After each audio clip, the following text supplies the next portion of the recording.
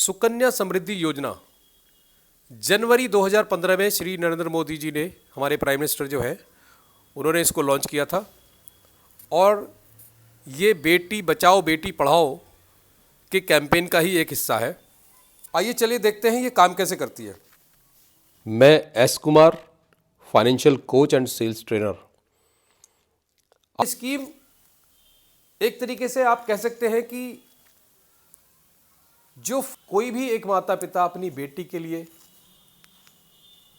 क्या सोचता है कि उसकी शादी अच्छे से हो जाए, उसकी पढ़ाई अच्छे से हो जाए, उसी को देखते हुए इस योजना को बनाया गया। चलिए आगे देखते हैं इसमें कौन कौन इस स्कीम को ले सकते हैं। 0 साल से और 10 साल की एज की गर्ल चाइल्ड के लिए ये योजना बनाई हुई है।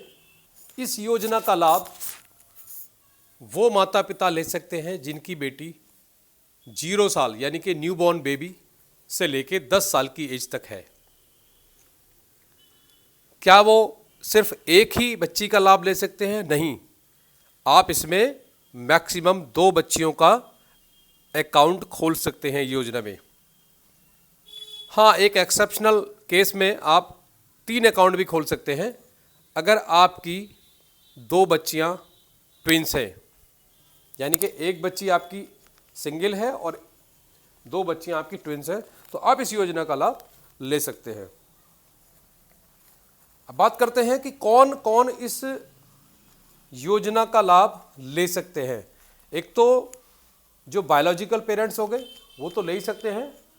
इसमें लीगल गार्जियन, अगर बच्ची के माता पिता नहीं हैं और लीगल गार्जियन कोई बच्चियों को पाल रहे हैं, वो भी इसका लाभ ले सकते हैं, यानी कि उनको भी ये स्कीम खोलने का हक है। अब बात कर लेते हैं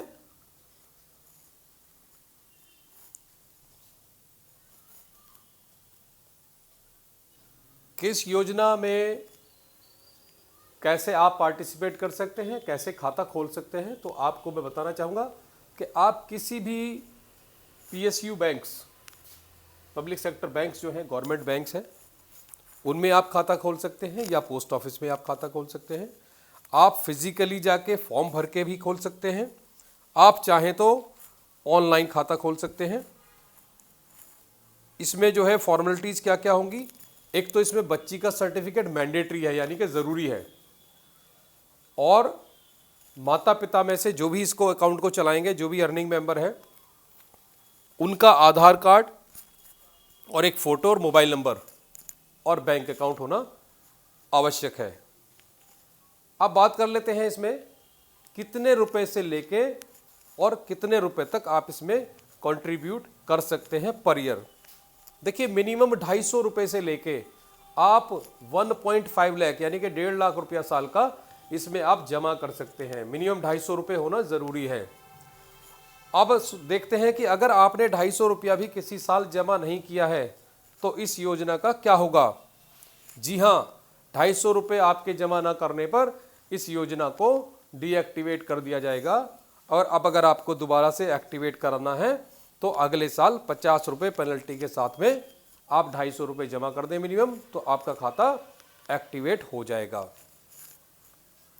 इसमें जो लीगल गार्जियन हैं या बायोलॉजिकल पेरेंट्स हैं, इसमें टैक्स बेनिफिट भी ले सकते हैं, यानी कि मैक्सिमम 1.5 लाख 1.5 लाख रुपए जमा करके आप मैक्सिमम 1.5 लाख रुपए का बेनिफिट ले सकते हैं।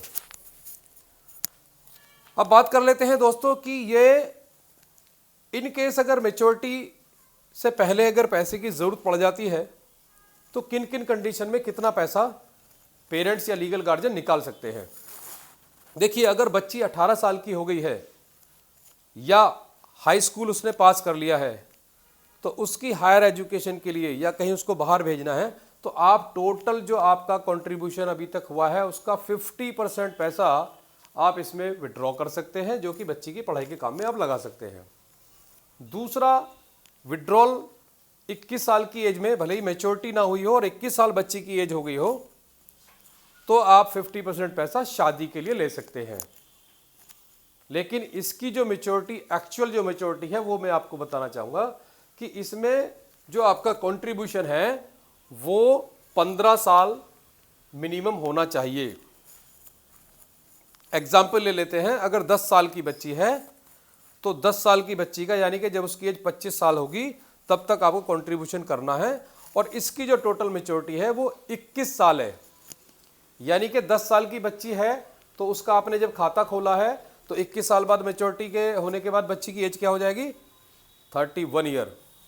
एक्चुअल मेच्योरिटी आपको बच्ची की 31 एज होने के बाद मिलती है। लेकिन क्योंकि इसमें विड्रॉल अलाउड है तो आपको मैंने जैसा कि बताया कि आपके 2 विड्रॉल आप 50-50% कर सकते हैं। अब बात कर लेते हैं in case miss happening with parents या लीगल गार्जियन। अगर उनके साथ कोई अनहोनी हो जाती है, दुर्घटना हो जाती है, डेथ हो जाती है, तो उस केस में ये पैसा पूरा भी निकाला जा सकता है। अभी मैं बात कर रहा था टैक्स की, टैक्स एग्जम्पशन की। तो देखिए इस योजना को EEE योजना भी कहा जाता है टैक्स पर्पज से। उसका रीजन क्या है कि आप 3 तरीके से कैसे टैक्स का बेनिफिट ले सकते हैं। एक तो इसमें टैक्स फ्री मेच्योरिटी है, जो भी विड्रॉल है, जो भी मेच्योरिटी है उस पर गवर्नमेंट ने कोई टैक्स नहीं रखा है। टैक्स रिबेट ऑन इन्वेस्टमेंट, यानी कि इन्वेस्टमेंट में आप टैक्स ले सकते हैं मैक्सिमम 1.5 लाख रुपए साल का। जैसा कि मैंने बताया कि इंटरवल विड्रॉल्स भी इसमें टैक्स फ्री है। मेच्योरिटी तो है ही है, जो इंटरवल विड्रॉल्स हैं वो भी आपके टैक्स फ्री हैं। चलिए दोस्तों, एक एक्सेल शीट में मैंने ये बनाया हुआ है, इससे समझते हैं कि ये आपकी योजना कैसे काम करती है। ठीक है जी।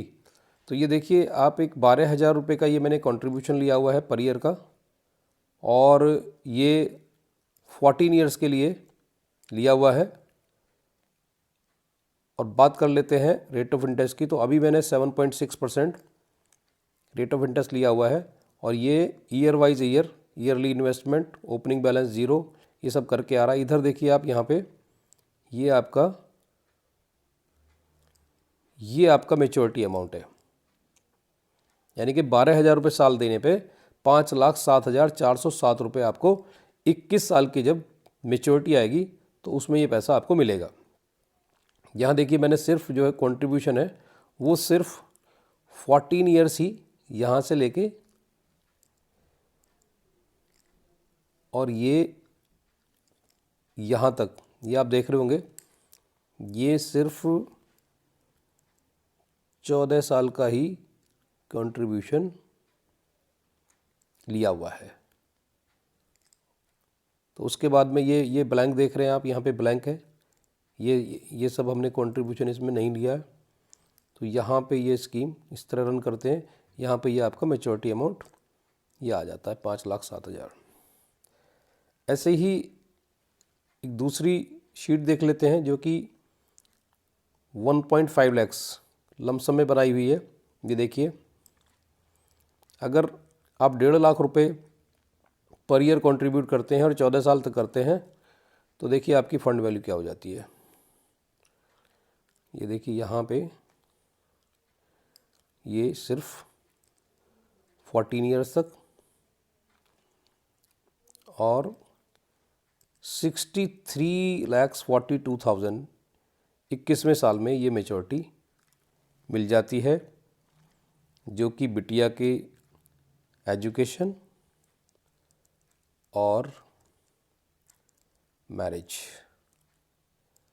के काम में आती है। तो दोस्तों बने रहिए मेरे साथ। अगर आपको ये वीडियो अच्छा लगा है तो लाइक कीजिए और शेयर कीजिए। Thank you so much.